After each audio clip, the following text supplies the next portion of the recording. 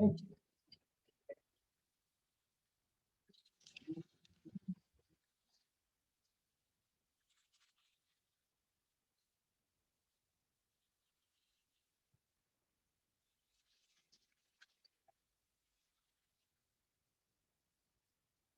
Okay.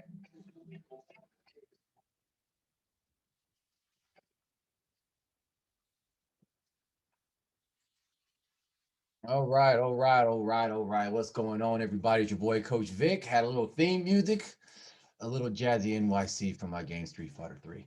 New generation, not Third Strike. Anyways, today it's going to be fun. I'm going to go into detail on how I get properties for pennies on the dollar.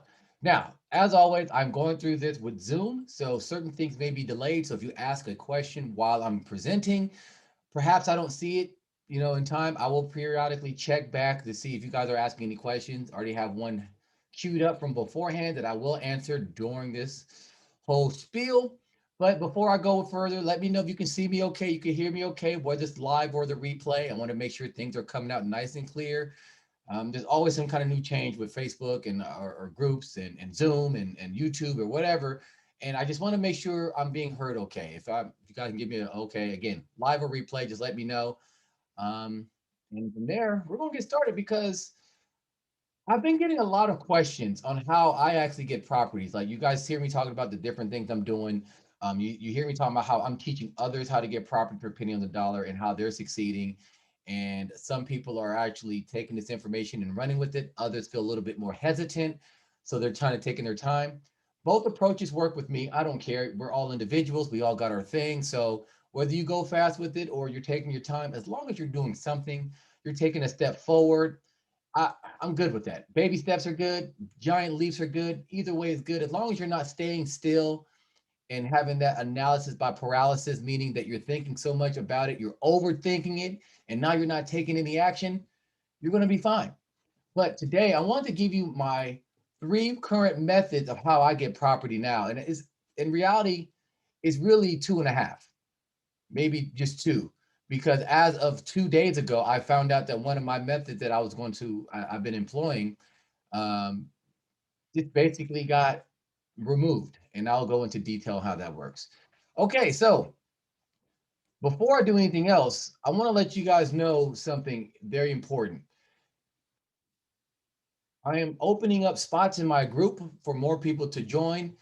I'm very protective of this group. It's an investment group, so you will be investing with me, not necessarily in a way of, hey, we're all pooling our money together to find a property. It's more that you're investing, I'm investing.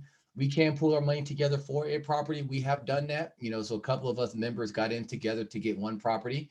But in general, it's more like I'm walking you through the process of getting your first, second, third, fourth investment property and flipping it ASAP or using it for whatever purpose you are doing. So if you want more information about that, let me know. But as I said, talking about how I get property. So even if you don't want to invest with me or you learn from someone else, maybe you're going to see something or learn something today, even if it's just a tiny little tweak that what I'm doing that can help you out. So that's the goal of this. So first off, some prereqs. Now, this is very important because no matter what I tell you, kind of how I kind of alluded to already, if you ain't actually doing anything, if you're just kind of listening and taking information in, but you're not actually using it, then what's the point? Why be here? Why do anything if you're not actually going to apply it? All the information I'm telling you is stuff I'm currently doing. And if it's not me, it's somebody that's in my investment group that I taught and what they're doing. So they're kind of taking things and putting their own spin on it, which I always recommend. You learn something, you apply it, you put your own spin on it because of the feedback you've gotten from trying it, and then you move forward. And then you teach somebody else, or you at least give the information to somebody else so they can actually have their turn taking some information and applying it and things of that nature. All right. So that's all that I'm asking for you guys to do. So make sure you're doing that. Now, going on with it. Um, when you before you get started on actually getting a property, number one, write this down. Get a pen, write this down. You got to find an area to invest in.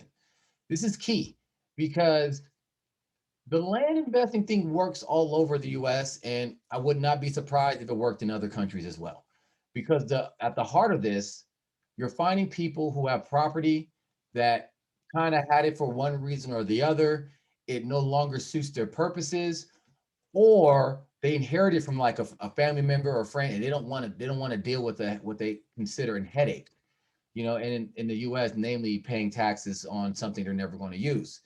So I do believe this will, work anywhere, but as I said, you got to find an area that you're going to invest in. Now, what area should that be? It just depends on your budget. It depends on you really. So there's areas where you can get property for free or very cheap, but in many of those cases, you're not selling for very much.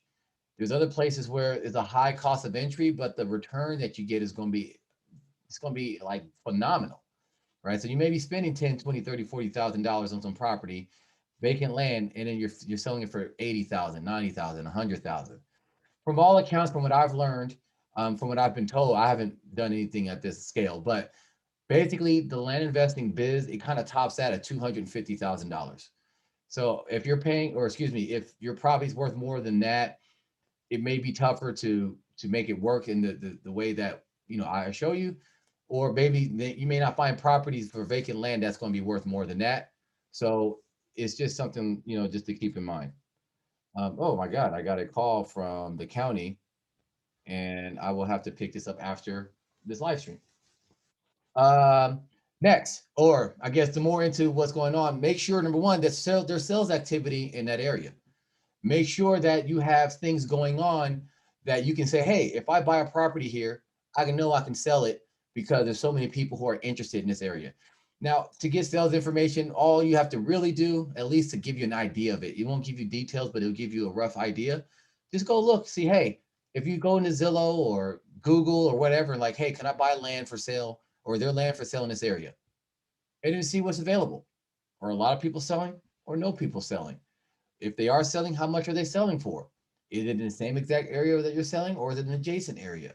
Or is it kind of somewhat related, but not really? That will give you a clear idea of like, hey, if I buy something here, people are interested. Now, there are times where there's nothing for sale, and it's like, damn, well, what do I do? Can I tell?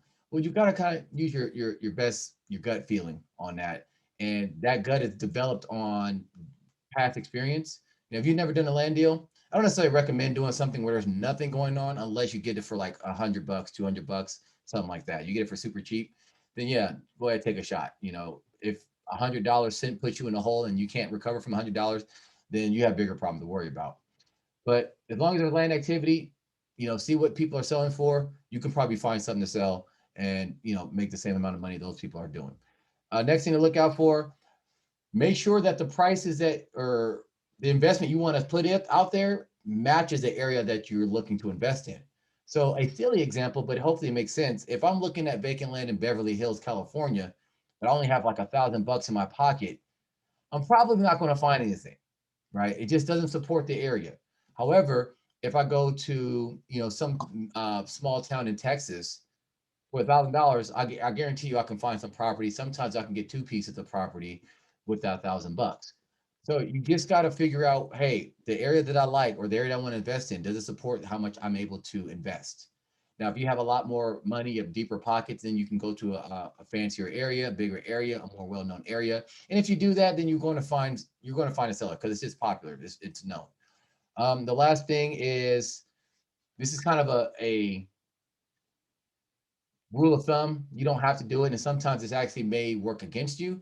But find a county where their tools, their website, their customer service, and et cetera, is very easy to work with. You can do that, then you're going to be okay. Now, there's times when you don't want that because when it's easy to work with, and you'll get a lot of people who are new to the game, they're trying to cut their teeth in this business, and so that means a lot more competition from people that aren't necessarily people you really want to compete with.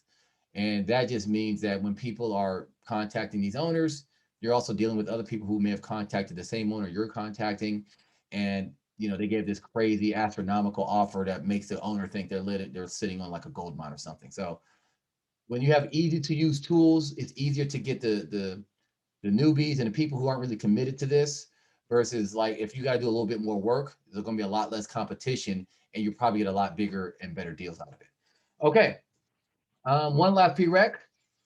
I guess it's 2 and 1. You got to stay committed to the process. I don't know about you, but everything I've tried that was new for me, new for the first time, I wasn't good at. It takes a time or two or three or four to get something or get good enough at something where I can like Be competent. I don't know about you. Maybe you're what you do, you're good at everything right away. And then so this will be different, or this won't be any different for you. Great. I ain't talking to you. Talk about everybody, the rest of us who's going to take some time to get good at this stuff. So all I'm saying is be gentle with yourself. Understand that you're not going to be good at this right away. Now, how long does it take to get good at this land thing? It doesn't take long. As long as you do some of the things I'm about to share with you and you try it a couple times, and a couple literally could be two, you're going to find success. But you got to commit to it. You got to do it. You can't be afraid of what it looks like to not be good at something right away. Now, I know it's easier said than done. We're trained to want to go to the pleasure and avoid the pain, and the pain of like quote unquote failure. But in reality, you only fail when you give up. That's what that means. The result you want will never happen. You keep chugging, and plugging, and chugging away. Eventually, you will get to what you're looking for: buying a property and selling it for a nice, tidy sum. Okay. And also stay consistent. Kind of goes with it. Stay consistent. All right. So the first thing you got to do to find property, you find a property in an area you like. You see that, hey, for what people are selling these properties for, I can figure out what I want to purchase.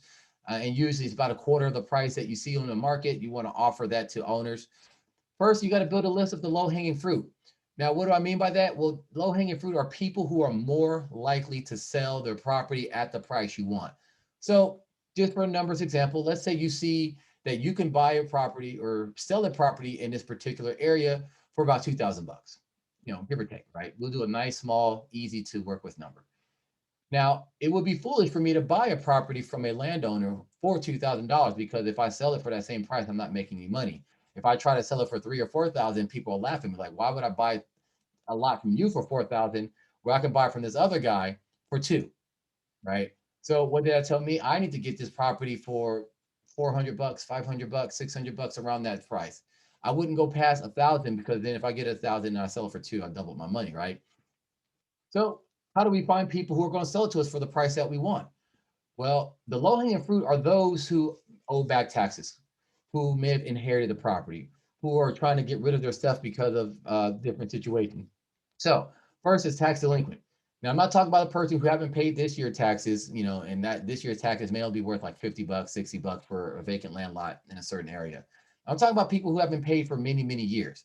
So now not only have they not paid for many years, but there's like different penalties and fees and interest and stuff piling on that makes it tough for them to want to keep the property. Now, why will they allow the taxes to pile on? Well, most times they just don't want it. They had it planned for the property. And at some point, they're like, you know what? I'm too old. I don't care anymore. Or my plans have changed. I'm no longer interested in doing the things that I set out to do. And I want to do something different. Or, hey, I got this for my kids and my kids grew up and they don't want it. Now I'm paying taxes on something I don't want.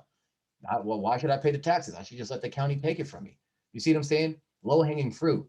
So now people like this, when you come to them with that $400 or $500, they're like, hell yeah, I'll take it. I was about to let it go for free. I'll take 400 or 500 bucks for it and for my trouble. And now I can wash my hands of it. And I don't got to worry about any more letters in the mail from the county or anything like that. Hell yeah, 400 bucks. That's a bargain. In fact, they might be laughing at you thinking you're the sucker because you're paying 400 bucks for something they were going to throw away. But you see my point. That's a low hanging fruit. That's how this business works. When you do it properly, you're going to get these types of things. You know what I mean? Let me check the comments just to make sure you guys ain't doing anything crazy right now. Cool. Looks like we're good. Looks like we're good. Okay. Wonderful. Wonderful. All right. Moving on. Moving on. Make sure, or excuse me, not make sure. If you're not going to get something that's tax delinquent, which is usually the best case, and you know what? Let me give you a little bonus tip. This is something else you can write down. I'm about to actually, as soon as this is done, I'm about to buy a property for a few grand. It owes about 1,600 in property taxes. I know I can sell this property about 12 or 13. All right. So, that's why I'm doing it. Here's the thing though. I'm going to pay the owner their price. I'm not going to pay the back taxes right away because they're not due right away where it's like, oh my God, if I don't pay this, it's going to auction. What I'm going to do is sell the property, maybe to one of my regular buyers, maybe not. It's a good area. So even if he doesn't buy, somebody else will buy, within the next few weeks. Then I'm going to take the proceeds of that sale and then pay the back taxes before I transfer it to the new owner. You guys see what I did there? So with this same strategy, I was able to use these low-hanging fruit and get property for free. Now, how do I get it for free? Well, sometimes people owe so much or see so much in their mind, um, that it's not really, what's the word I'm thinking about? I mean, it's a problem to them, but it's not really a problem to me. And the amount that they owe in taxes is small compared to what I can actually sell it for. So I'll say, hey, look, property owner, I will take this property off your hands. I'll make sure that you actually are off the record. You don't got to worry about these things anymore. And then, so I take it, we do a transfer, no money is exchanged. And then I sell it to somebody. And then I say, take that sales proceeds and I pay off the taxes and I keep the rest. That means there's no money out of my pocket. It's just pure profit. These are the deals that I like to do. These are my favorite. They're more common in like lower dollar areas, but they're out there. And if the better negotiator you are, the better you can do. Now, some people are going to want something for their trouble because they got to do something, aka get the new deed you create notarized. Give them $50, $100, $200, whatever. It's small amount. Some of y'all blow that money on a stripper on a night. So it's not a large amount of money, especially to compare to the amount of money you're about to make, selling it to someone who actually is going to use the property and do something with it and take care of it. All right. So anyways, a little tip for you. Another thing to look out for, you can look this up in public records, people who inherited property. How do you know they inherited?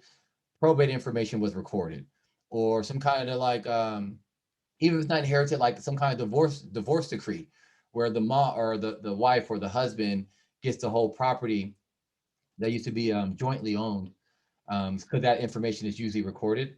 Well, it should be, it's not always. And if you see that, then you can hit them up, be like, hey, do you want to sell that property? And most times, or not most times, many times they're like, yeah, they want to get a little something for it, but they're never really that pressed for it because now they have something that, like, look, I didn't want for the most part. I just got it because it's inheritance or just because it's divorce, and I don't want to deal with it. Sure, I'll sell it to you for your $400 or $500. Boom, bang, bang, you're done. All right, so that's the first things first. Make sure you get a list of low hanging fruit.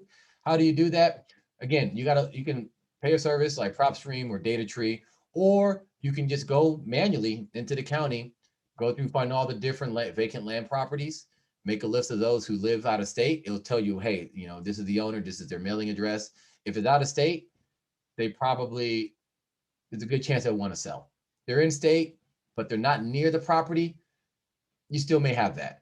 If they're in the same county, same area as the property, same town, then they could be living on it or they could be using it often.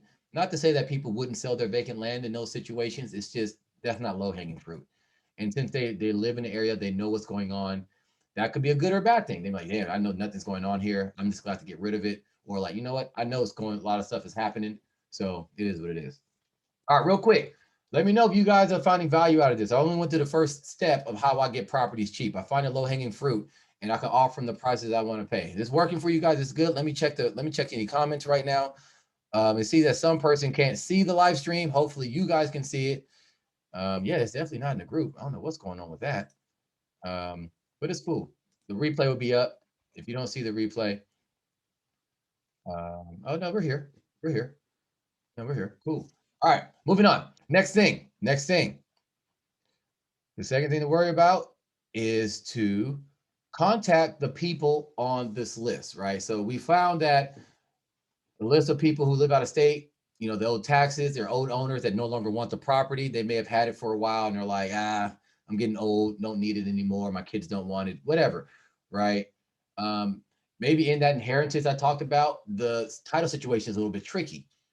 Maybe it feels kind of messy. Like, I don't want to get into it. It's a pain in the ass. This is just a headache for me. And I'm paying taxes on a thing that's a headache, right? So now we contact them. So I got 3 ways I like to contact people. And now it's kind of 2.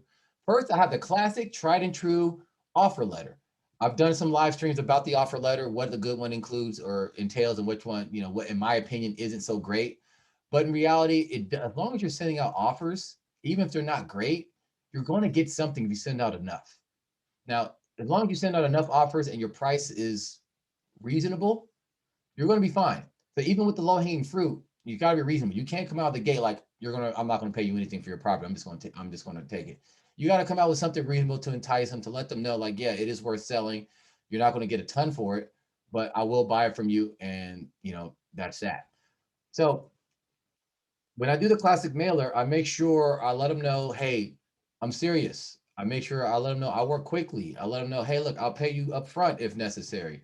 Um, I'll let them know that anything that will help alleviate any burdens and make things easier for them will help them actually, you know what, I'm going to do this. I'm going to do this. But that doesn't work, and you don't have those conversations by not sending out enough. Because look, most people that you talk to, they're not going to be in that low hanging fruit area. They're going to be like, hey, I just got the property, or hey, I'm actually using the property, or you know what, I feel this property's worth $200 million, even though they're high on crack cocaine, but that's how they feel, right? That's fine. When you send out a mailer, those people, they don't contact you, because in my mailers are like, look, if none of this applies to you, it's not interesting, I made a mistake, don't worry about it, throw this away. You don't need to worry about it. But if something does intrigue you, please give me a call. And then in there, that's when I can talk to them, find out the story, find out what's going on, et cetera, and use that for my advantage. Now, when you are doing that, it does take time, because mail takes time. And then when the time it comes back, people don't always call right away. They don't contact you right away. They take their time, but they will. If they're interested, they will. And sometimes it takes a couple weeks. Sometimes it takes a couple months. I had one person call me after I sent them a mailer 4 years ago. So it was like maybe like 6 months ago. Someone called me up. I'm like, wait, what? Oh, shit, I did send you that, didn't I? Okay. Yeah, you're late. I don't want property in that area anymore. Like if you sell it to me for a price I like, I might do it, but I don't want it anymore. So people will contact you. It just takes time. And it's easier to scale this way. So like whether you're sending out, you're just trying to contact 500 people or 5,000 people, it's the same amount of effort for you, unless you're here stuffing envelopes the way I did when I first got started. So mailers are great. It's my favorite. It's my favorite, believe it or not. My second favorite is text messaging. Text messaging has its advantage over mail. Number one, much faster turnaround time. You get something skip trace, meaning you're just finding people's current addresses, current phone numbers, etc. You use a texting service to blast out everybody on that list, like, hey, I'm looking to buy property, or you're looking to sell, whatever. And then you'll get a lot of responses like pretty much right away. So you're going to know if people are hot to try. So it's also much cheaper than it is mailer. Like even for a cheap mailer, you're spending about 50 cents per communication, per envelope, per letter, per whatever. For text, it's pennies. It's pennies. Now it can add up if obviously like anything else. And sometimes services use per text, but for the most part, most people, not most people, some people don't reply to text. They don't recognize. Not every phone number you get from the skip tracer is going to be accurate. So you're only going to be communicating with people who actually want to talk to you. Now, they may not want to sell, but they may be kind of like, who is this? What's going on? Oh, shit, I forgot I own property there. Or no, I'm using it for all types of stuff, or I'm about to build on it, or I was going to sell, but now that I'm thinking about it, I want to sell, whatever. You're only going to talk to people who are actually interested, and it's going to be immediate response. Some people take a day or two to text, but for the most part, within 5-10 minutes, you're going to get somebody saying, talk to me, kind of interested. What are you offering? Things like that. Now, if the quality of the numbers you got back from your skip traces are bad, and you're not going to get anything because I don't know, this goes off into the void, whatever. But that's my second favorite. My third favorite, which would have been my second, but now it's my third because it just got shut down, is under investigation from the FTC. It's a ringless voicemail. I was a big proponent of that because the ringless voicemail was a combination between the mailer and the text. It's like the mailer where only people who are interested will contact you, but it's like the text where you get a lot faster response. Now, the ringless voicemail in theory is supposed to work like this. You record a message. Like, hey, my name is Vic. I'm looking to buy your property in this area. If you want to do a deal, call me 415 234-0998. And yeah, that's my business number right there. So if you want to call me and hear my message, you can. And if they don't want that, they don't call back. I say that, in the message, just like my mailer, hey, if you're not interested or this is a wrong number, disregard this message. And only those who are interested will call me back, but then I can get feedback faster. Now, what's supposed to happen is the service is supposed to take your recording, put it in that person's voicemail without their phone ringing. So it's just all of a sudden they're going, all of a sudden they see their phone like, wait, what is this? Like, oh, voicemail. Voicemail for what? Oh, okay. And they'll check it and they'll hear it and they're like, oh, okay, I want to call, don't want to call. Got it. Now, um, the reason why, well, I can only speculate, but I think the FTC closed, they're investigating because it may not be completely done yet. It's just like, let's see if this is bad. I think they're getting lumped in with the auto dialers that are happening. I'm sure we're all getting those damn spam calls where it's like, fake warranty information's on file, or you got a Marriott vacation something, or your social security number has been hacked. It's just bullshit, right? And maybe they're getting lumped in with that. Maybe those same scammers are using these services for their thing. I don't know, but right now it's under investigation. So I have to adjust. And so I can't use Ring this voicemail right now while it's under investigation. Perhaps there's other companies that are doing it. Maybe the company that I was using is just, maybe it's just them in particular, and it's not the whole technology. But I do know this: the technology itself wasn't, at least from the company I was using, wasn't perfect. There was times when the phones would ring. I would get phone calls back right away, like, "Hey, someone just called here." My phone rang, and it was just kind of strange. Something, something. I was like, "Oh, yeah." Looking to buy, so now I'm in a conversation I wasn't ready to have with people who may or may not have even been the person I'm trying to contact. So, with that said, it's gone. FTC is done. Whatever. All right. So those are my first three preferred methods. There's probably other ways. Like I do every now and then, I'll get a referral from someone I sold property to. Like, oh, hey, I'm selling property, or excuse me, someone sold their property. Like, you know what, my brother has something. I think they want to sell you their property too, right? That will happen sometimes as well. Sometimes they'll have property in a different county, different state, and they'll kind of introduce me to a new area as I'm researching to make sure I should buy it, and then I can go back to texting or letters, whatever. Anyway, so far we good. You guys liking what I'm talking about? Is this making sense to you? Is this you finding this useful? Shit, I'm running out of time. All right. Last thing. All right. So, to recap, first you got to investigate the area, build a list of low hanging fruit. You contact the low hanging fruit by the method I just outlined. The third thing, this is why I think I'm so successful, to be honest. And a lot of people who are into this, like if you've done any type of land investing course or anything, what I've told you now, except maybe the texting and how I do it, maybe it's like, yeah, of course, this is old hat. I already know this. But here's the third thing that I've noticed. I make the buying process extremely fast and simple for the seller. Most people make the buying process very complicated and convoluted. Why? I don't know. Fear. They don't know any better. But let's be real. Having that seller sell their property to you is optional. They don't have to sell it. They don't need to sell it, at least not sell it to you as a landowner. So why would I, as an investor, make that process a pain in the ass for them so they can do something optional? Forget all that, man. I'm trying to make it simple so they don't have time to say no. So they're like, oh, this sounds too good to be true. I'm going for it. So they don't have time for random people in their family like, oh, if I'd have known you'd have sold it for that price, I would have offered it to you. Right? I don't have time for that. I try to get these people paid in 2 days. So how do I do that? I can do my own title search. I do my own research properly, and I confidently buy. And things aren't what I like. If I get it cheap enough, then I'm like, well, even if it sucks, I'm only spending a couple $100.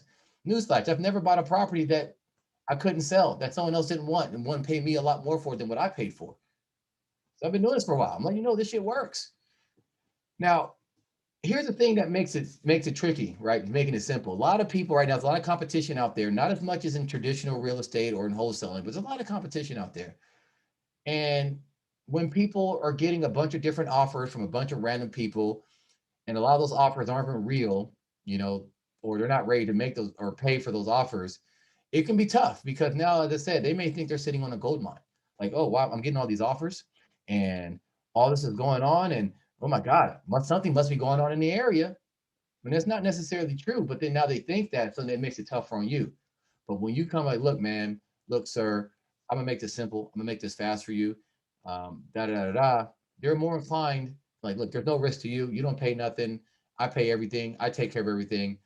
Just hang out, relax. You'll get paid in 2 3 days within a cashier's check.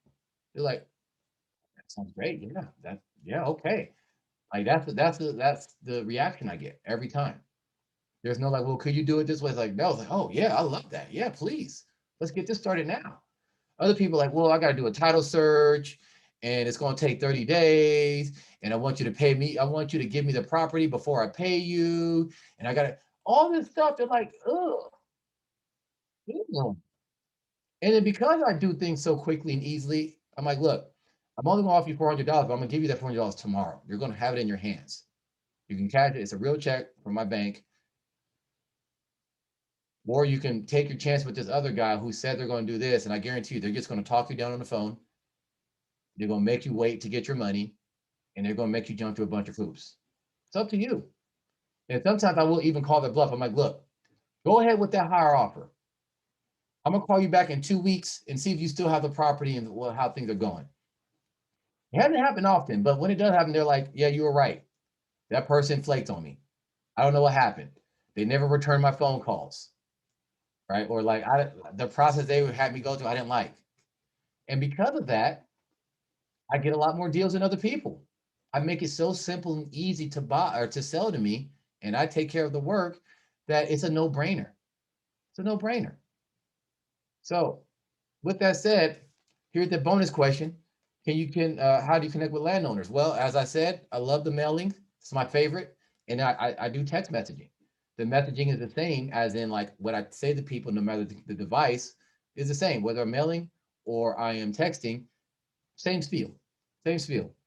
I don't do cold calls anymore, but I guess that's what texting would be, and that's kind of what the ringless voicemail would be.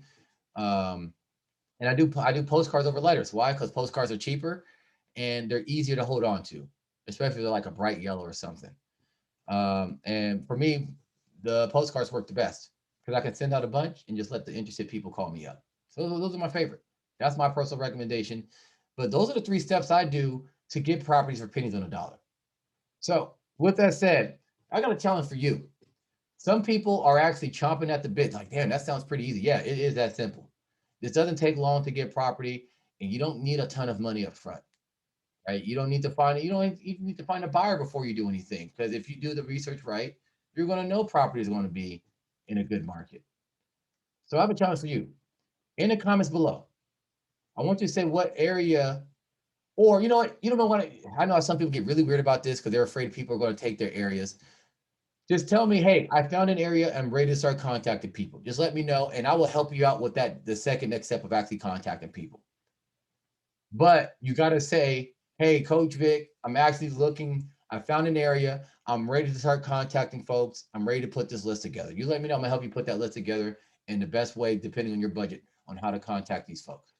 All right. So if that worked for you, it works for me. We're going to be good. All right. So that's all the time I got today. I did a pretty good job on time, I think. Hopefully you found this useful. Let me see. Did you guys find this useful? Was this any good? You guys like what I did? Um, ooh. All right. Well, it's Coach Vic signing off. Looking forward to helping you guys, make your money dreams come true and all that. Find your first property, invest in it, do well with it, be happy and all those other things. All right. I will talk to you guys later. Peace out. You guys.